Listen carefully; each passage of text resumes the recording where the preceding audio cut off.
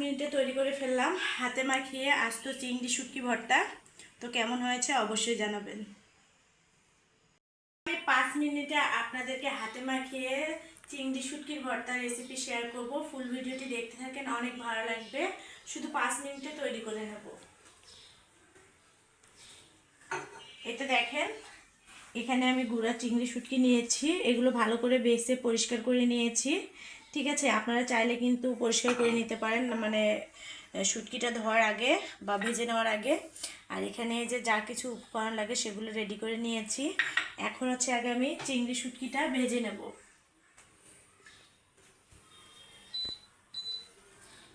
আমি এখন একটা ফ্রাই প্যানে দিয়ে দেব। মাত্র 5 মিনিটে, বুঝছেন, এত মজার হাতে মাখা আস্ত চিংড়ি শুটকির ভর্তা।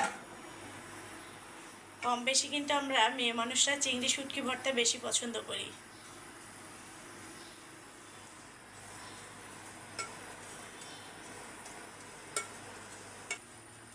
আমার কিন্তু এই যে চিংড়ি মাছটা ভাজা হয়ে গেছে। এখন হচ্ছে আমি ঢেলে নেব।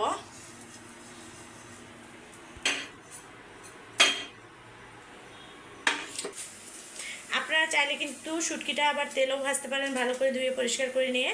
তো যেহেতু আমি হচ্ছে আস্তই আর কি ভর্তা বানাবো, আমি এটা একটু ধুয়ে পরিষ্কার করে নেব। আপনারা চাইলে গরম পানি দিয়ে ধুইতে পারেন, আমি ঠান্ডা পানি দিয়ে ধুয়ে নিলাম।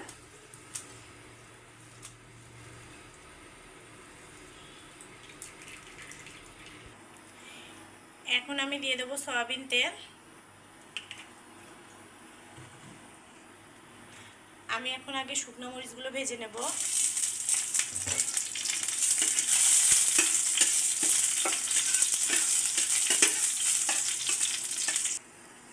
মরিচগুলো ভাজা হয়ে গেছে, তুলে নিলাম।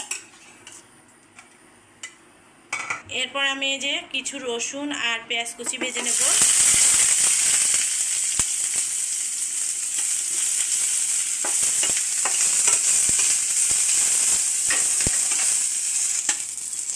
আপনারা চাইলে পেঁয়াজটা ভেজে নাও দিতে পারেন, আমি ভাজা পেঁয়াজটা একটু দেব, সাথে কাঁচা পেঁয়াজও দেব।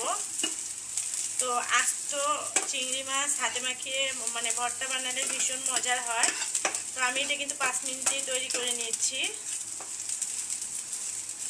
আমার কিন্তু এগুলো প্রায় ভাজা হয়ে গেছে, আর একটু ভেজে নিয়ে তুলে নেব। আমার এগুলো ভাজা হয়ে গেছে, তুলে নিচ্ছি।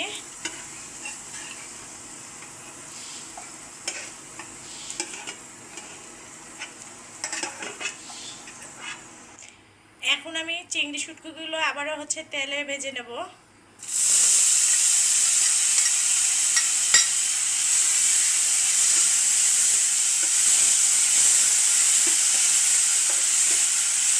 ভালো করে ভেজে নিতে হবে তেলে।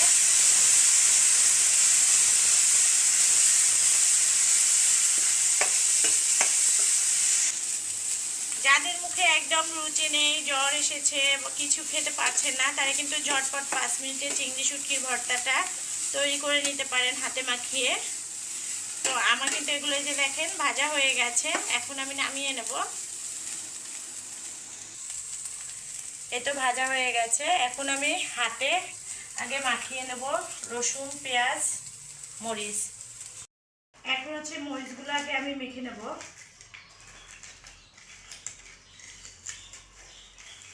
যদি থাকে গরম ভাত তো কথাই নেই।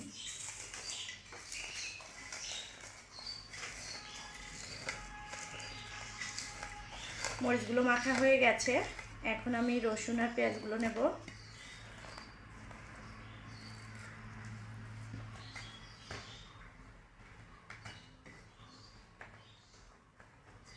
অনেক মজার একটা ভর্তা। এই তো আমার মাখানো হয়ে গেছে। এখন আমি চিংড়ি শুটকিগুলো দিয়ে দেবো।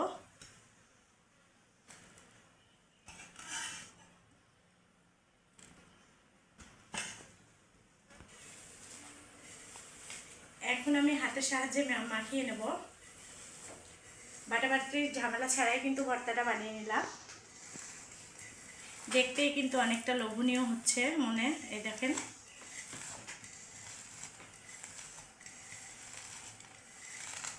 খুবই ভালো করে মাখিয়ে নিতে হবে।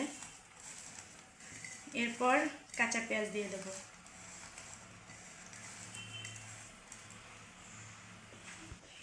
এখন হচ্ছে আমি এই যে কাঁচা পেঁয়াজ নিয়েছি, দিয়ে দেবো। কাঁচা পেঁয়াজ দিয়ে একটু মাখিয়ে নেব। মাখানো হয়ে গেছে। আসলে গরম ভাত এখনো রান্না করা হয়নি, থাকলে মানে রান্না করা থাকলে অবশ্যই খেয়ে জানাতাম কেমন হয়েছে। তো এখন হচ্ছে আমি সরিষার তেল দিয়ে দেবো।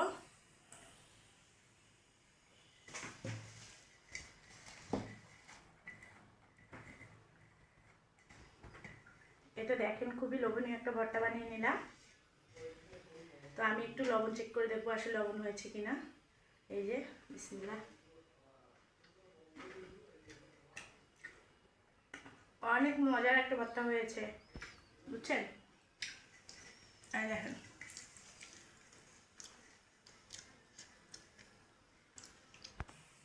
এরকম একটা বাড়িতে লোভনীয় ভর্তা বানিয়ে নেবেন অবশ্যই। তো কেমন লাগলো ভিডিওটি আজকে এই পর্যন্ত। সবাই ভালো থাকবেন, সুস্থ থাকবেন, আল্লাহ হাফেজ।